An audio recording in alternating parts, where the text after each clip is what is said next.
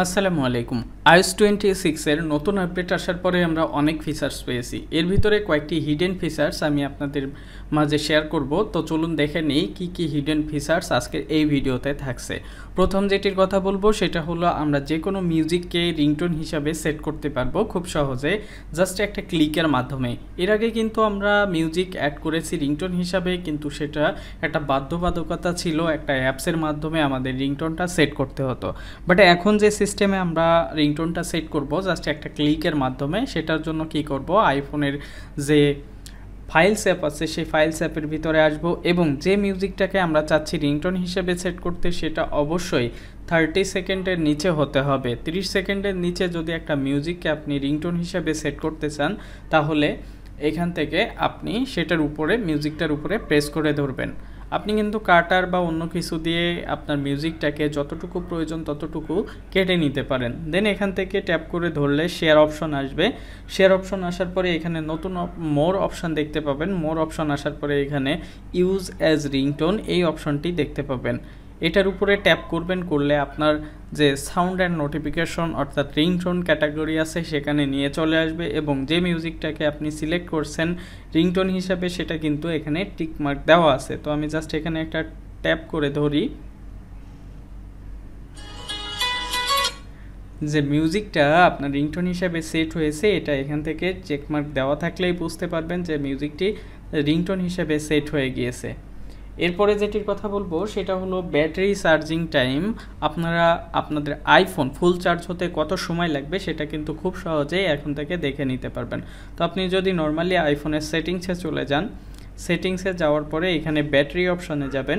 Battery অপশনে যাওয়ার পরে উপরে দেখতে পাচ্ছেন যে এখানে আপনার কত পার্সেন্ট চার্জ আছে এবং কত সময় আগে আপনি লাস্ট চার্জ করেছেন সেটা দেখাচ্ছে। তো আমি এখান থেকে যদি চার্জার কানেক্ট করি তাহলে দেখবেন যে এখানে দেখাচ্ছে যে কত সময় লাগবে ফোনটা ফুল চার্জ হতে সেটা। তো দেখুন এখানে 80% চার্জ হতে 1 ঘন্টার বেশি সময় লাগবে আর 100% হতে 2 ঘন্টার বেশি। কেন 100% চার্জ হতে 2 ঘন্টার বেশি লাগে এটা নিয়ে বিস্তারিত আমি অন্য একটা ভিডিওতে শেয়ার করব। আর যদি আপনারা খুব ফাস্ট চার্জ করতে চান ফোনটাকে 100% সেক্ষেত্রেও আমার পরবর্তী ভিডিওটা দেখবেন, আমি ওইখানে আপনাদের মাঝে শেয়ার করব যে কেন 100% চার্জ হইতে দেরি হয় এবং খুব দ্রুত কিভাবে আপনারা চার্জ করবেন সেটা।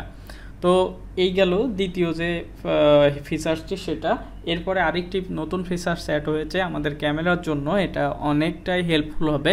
যদিও এটা বেটা ভার্সনে এখনও ভালোভাবে কাজ করছে না, তবে আশা করা যাচ্ছে যে অফিসিয়াল যে ভার্সনটা থাকবে সেই ভার্সনে আমরা এটার ভালো পারফরমেন্স পাবো।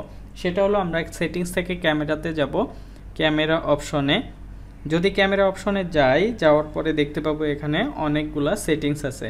এখান থেকে আমরা একটু নিচের দিকে যাব, দেখেন এখানে একটি নতুন অপশন দিয়েছে লেন্স কারেকশন। এই অপশনটা আপনারা অন করে রাখবেন। শুধু এটা না, আপনারা আরও একটি অপশন পাবেন সেটা হলো লেন্স ক্লিয়ারেন্স।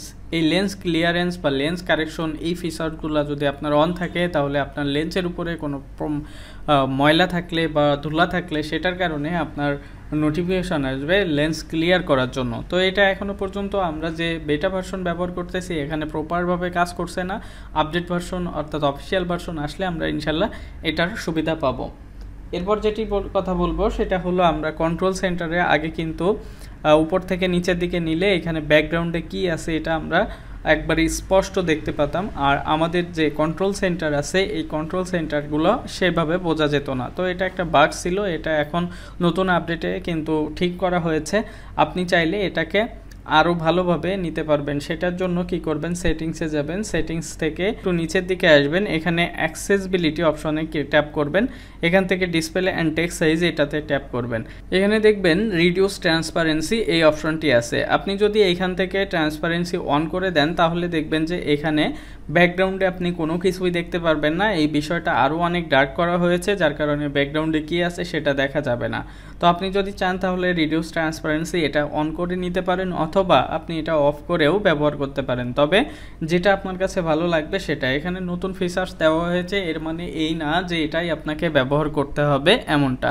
তো এই ছিল আজকের ভিডিও। আশা করি ভিডিওটি ভালো লেগেছে। যদি ভালো লেগে থাকে তাহলে অবশ্যই লাইক ও বন্ধুদের মাঝে শেয়ার করতে ভুলবেন না। আর এখনও পর্যন্ত আমার চ্যানেলটি সাবস্ক্রাইব না করলে এখনই সাবস্ক্রাইব করে নিন। দেখা হবে পরবর্তী ভিডিওতে। সে পর্যন্ত ভালো থাকুন, সুস্থ থাকুন। আল্লাহ হাফেজ।